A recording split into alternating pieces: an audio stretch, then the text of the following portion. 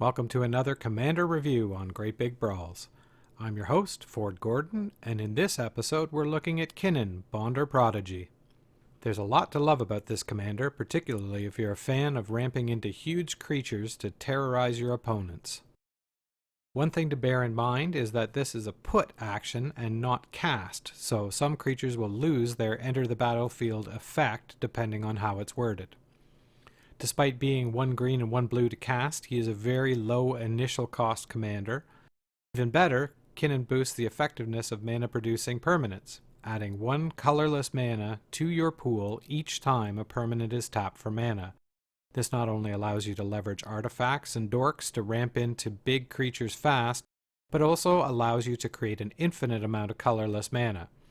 The obvious example is Basalt Monolith that would now add 4 to your mana pool and untaps itself for 3. You'll want to look for creative ways to use all the mana you generate for a big finisher. One win condition I use is dumping this mana into Helix Pinnacle for the win. Since Helix Pinnacle has Shroud, it's pretty resilient once it's on the board. Kinnan's activated ability is a little high at 5 green-blue, but when considering the effect of fetching in a big creature from your top 5 cards, it becomes quite balanced. There are so many fun and effective creature choices in green, blue, and colorless that you can really lean into this build and change it up when you want. If there's any obvious drawback to this commander, it's the old dies to removal. Kinnan is not a big body, and only because of his abilities is a threat on the board.